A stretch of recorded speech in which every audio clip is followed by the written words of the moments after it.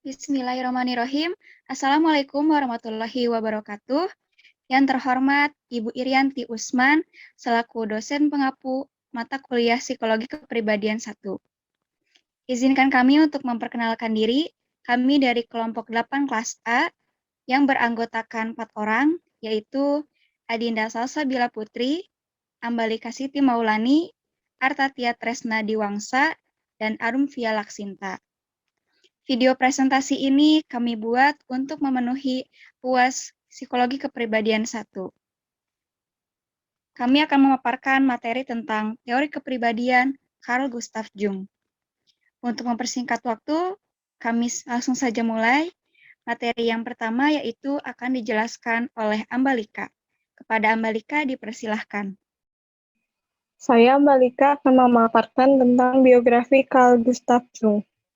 Carl Gustav Jung lahir di Cashville 26 Juli 1875 dan meninggal di Tusnach 6 Juni 1961 pada umur 85 tahun. Carl Jung adalah seorang psikologi yang berasal dari Swiss dan seseorang yang merintis dan mengembangkan konsep psikologi analitik atau psikologi analisis.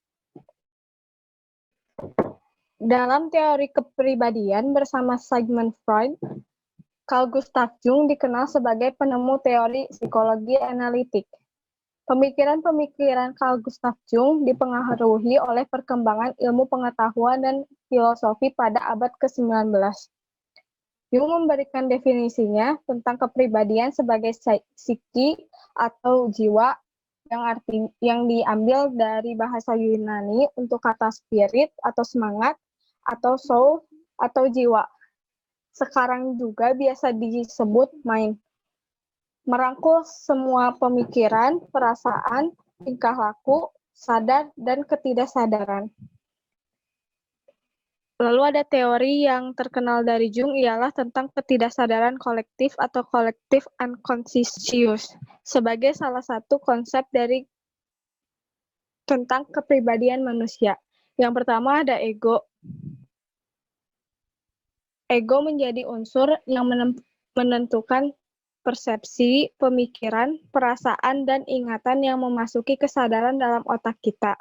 Sehingga dengan demikian, apa yang memasuki otak kita adalah hasil dari saringan atau proses seleksi.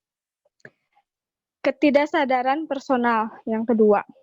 Banyak sekali pengalaman yang dialami oleh setiap manusia, namun dari sekian banyak pengalaman tersebut, banyak yang telah hilang karena terlupakan atau sengaja direpresi atau ditekan sehingga tidak membuatnya menjadi sebuah kesadaran.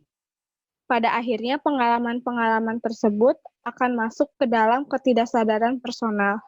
Yang ketiga, ada ketidaksadaran kolektif, yaitu ketidaksadaran yang disusun oleh gambaran-gambaran dengan bentuk pemikiran yang kuno atau jejak ingatan dari nenek moyang kita di masa lalu, bukan hanya masa lalu manusia, tetapi juga masa lalu sebelum peradaban manusia dimulai dan juga evolusi dari pertalian keluarga yang terdahulu. Sekian pemaparan dari saya kembalikan lagi kepada Adinda. Baik, terima kasih Ambalika atas pemaparannya. Kemudian materi selanjutnya akan dipaparkan oleh saya sendiri. Baik, saya Adinda Salsabila akan menjelaskan materi tentang archetype. Archetype adalah suatu bentuk pikiran atau ide universal yang mengandung unsur emosi besar. Bentuk pikiran ini yang menciptakan gambaran atau visi dalam kehidupan sadar yang berkaitan dengan situasi tertentu. Misalnya, archetype tentang guru akan menghasilkan tentang gambaran guru disertai persepsi yang terbangun dari sikap guru. Contohnya dapat kita lihat dalam kehidupan sehari-hari. Jika sejak awal seorang guru telah menampilkan sosok yang penyayang, baik hati dan membimbing, maka sosok itulah yang melekat dalam benak siswa tentang guru. Namun sebaliknya, jika kesan buruk yang muncul sejak pertama kali, seperti pemarah, suka memukul, tampilan yang menakutkan, maka kesan tersebut yang akan menjadi persepsi terhadap sosok guru. Ini dapat terbentuk karena seringnya kejadian dan pengalaman itu terjadi dan dilihat. Pengalaman yang konstan dan terulang inilah yang tertanam dalam ketidaksadaran kolektif dalam bentuk archetype. Kemudian ada banyak archetype yang dijelaskan oleh Jung. Dalam bagian ini terdapat 7 archetype yang membentuk kepribadian dan tingkah laku manusia, yaitu yang pertama ada persona. Persona adalah topeng yang dipakai seseorang sebagai respon atas tuntutan dari masyarakat di sekitarnya. Dengan kata lain, persona akan memainkan peran yang diinginkan orang-orang di sekitarnya.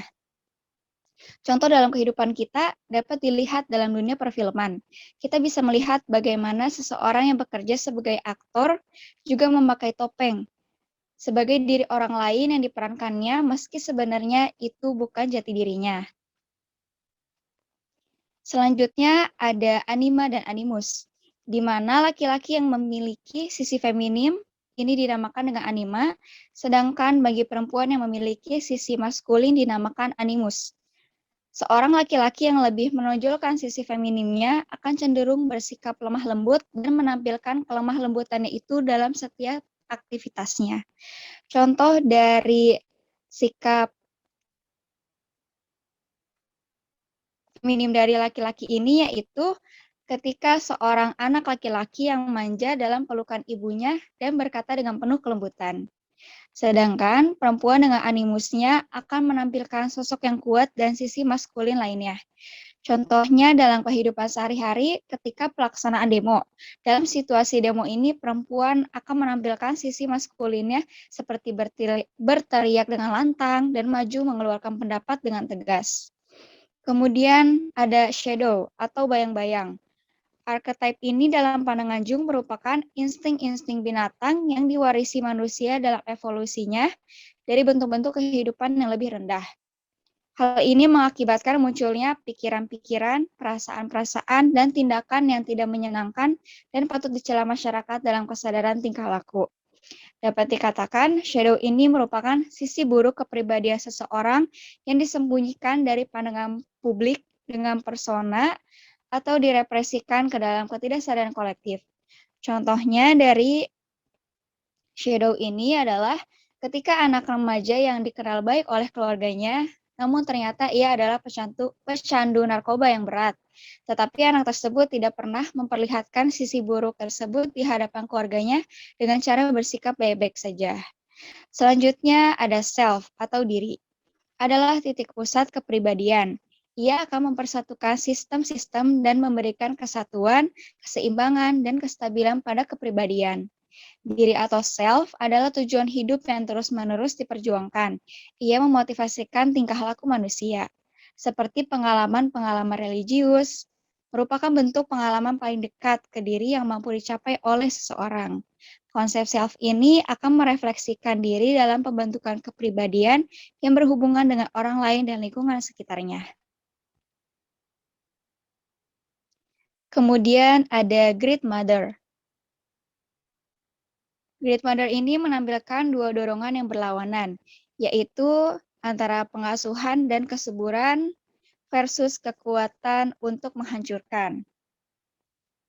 Contohnya, seorang ibu sangat mengayomi dengan penuh cinta terhadap anaknya. Namun, di lain sisi, ia bisa menjadi pribadi yang penuh marah dan melakukan pemukulan terhadap anaknya. Semua pengaruh yang dideskripsikan tersebut datang dari ibu itu sendiri, tetapi lebih kepada archetype yang diproyeksikan kepada ibu itu sendiri, yang akhirnya akan memberikan si ibu sebuah latar belakang. Yang menciptakan sikap keibuan tersebut datangnya dari ketidaksadaran kolektif, bukan dilakukan karena kesadaran seseorang. Kemudian ada wise old man, merupakan archetype dari wisdom dan meaning. Ini menyimbolkan pengetahuan manusia akan misteri kehidupan. Seseorang yang didominasi oleh archetype ini mungkin akan memiliki banyak pengikut dengan menggunakan berbagai pendapat yang terdengar meyakinkan.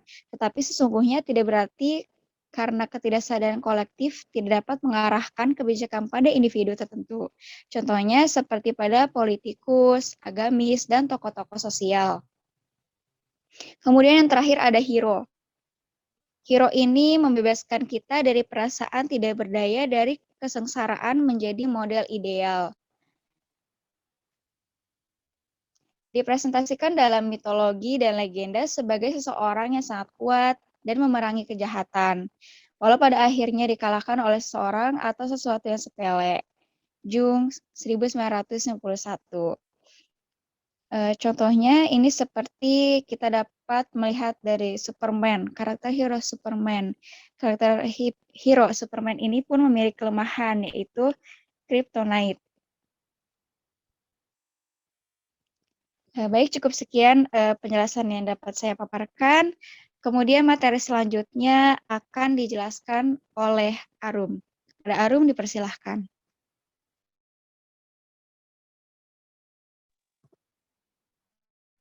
Baik, terima kasih Adinda.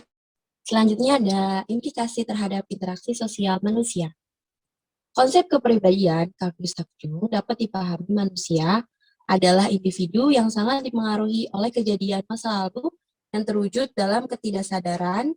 Selain itu, manusia juga sebenarnya dalam hidup sering memainkan perannya sesuai dengan kondisi, situasi, dan posisi di mana ia berada. Dalam interaksi sosial, perlu dipahami bahwa setiap individu memiliki kebebasan sosial yang melekat pada dirinya. Selanjutnya ada perbedaan teori dari Jung dan Freud. Freud menekankan pada ketidaksadaran personal, bawaan filogenetis hanya merupakan suatu alternatif jika individu tersebut menjelaskan kegagalan seperti penjelasan Freud mengenai Oedipus kompleks. Lalu, kalau Jung menekankan pada ketidaksadaran kolektif dan menggunakan pengalaman personal untuk mengemas kepribadian secara utuh, membedakan ketidaksadaran kolektif menjadi dorongan otonomi yang disebut archetype. Selanjutnya ada dinamika kepribadian. Dinamika kepribadian menurut Jung mengacu pada dua ide, yaitu kausalitas. Masa kini menyajikan kondisi saat ini yang berasal dari pengalaman sebelumnya, dan teleologi kejadian masa kini dimotivasi oleh tujuan dan inspirasi masa depan. Lalu ada progresi, yaitu adaptasi ke dunia luar, dan ada regresi, yaitu adaptasi ke dalam diri. Sekian mungkin dari saya, selanjutnya akan saya kembalikan pada moderator. Baik, terima kasih kepada Arum atas pemaparannya. Materi selanjutnya akan dijelaskan oleh Artatia. Kepada Artatia dipersilahkan. Terima kasih Adinda. Saya akan menjelaskan tentang tipe psikologis. Tipe psikologis ada dua. Yang pertama itu adalah basic attitude, yang merupakan sikap dasar. Sikap dasar itu terdiri atas dua, yaitu introvert dan extrovert. Introvert orientasinya subjektif, memiliki pemahaman yang baik tentang dunia dalam diri, menerima dunia secara selektif dan dengan pandangan subjektif mereka. Lalu yang kedua adalah extrovert. Extrovert adalah orientasinya objektif dan cenderung menekan orientasi subjektifnya, sehingga menjadi mudah untuk dipengaruhi oleh lingkungan sekitarnya. Lalu ada fungsi jiwa. Fungsi jiwa itu terdiri dari 4. Yang pertama ada thinking atau berpikir. Artinya aktivitas logika intelektual yang menghasilkan ide. Berpikir ini bersifat irasional. Tujuan berpikir ini untuk memahami hakikat dunia dan dirinya sendiri. Berpikir ini juga berfungsi untuk menilai kebenaran atau kesalahan sesuatu. Lalu yang kedua ada sensing atau pendirian. Proses mengubah rangsangan yang diterima secara fisik ke dalam bentuk kesadaran perseptual. Fungsi perseptual atau fungsi kenyataan ini akan menghasilkan bentuk-bentuk representatif dunia ini dengan macam benda atas segala kualitasnya. Lalu yang ketiga ada feeling. Feeling merupakan proses evaluasi sebuah ide atau kejadian yang merupakan aktivitas sadar. Disinilah fungsi ini mengevaluasi atau menilai. Nah, dengan perasaan ini, maka setiap orang akan memperoleh pengalaman subjektif, seperti dapat merasakan kenikmatan, rasa amarah, sedih, senang, dan lain sebagainya. Lalu yang terakhir ada intuisi. Intuisi ini merupakan persepsi yang berada di luar sistem kesadaran yang didasarkan dari fakta mutlak yang mendasar.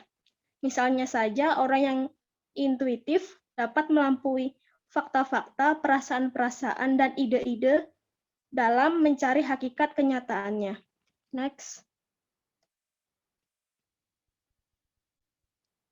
Lalu yang terakhir adalah self-realization. Self-realization adalah proses untuk menjadi individu yang utuh. Nah, proses ini memiliki arti bahwa individu memiliki komponen psikologis yang berfungsi dalam kesatuan untuk melemahkan proses kemampuan psikis. Jung juga membaginya menjadi 4. Yang pertama adalah meminimalkan persona, lalu yang kedua adalah mengenali animal dan animusnya. Yang ketiga, mencapai keseimbangan antara introversi dan ekstraversi. Lalu yang terakhir adalah menempatkan seluruh 4 tahapan fungsi ke dalam posisi superior. Terima kasih, sekian dari saya kembalikan kepada moderator. Baik, alhamdulillahirrabbilalamin. Terima kasih teman-teman atas pemaparannya. Cukup sekian pemaparan dari kelompok kami. Kurang lebihnya mohon maaf. Wassalamualaikum warahmatullahi wabarakatuh.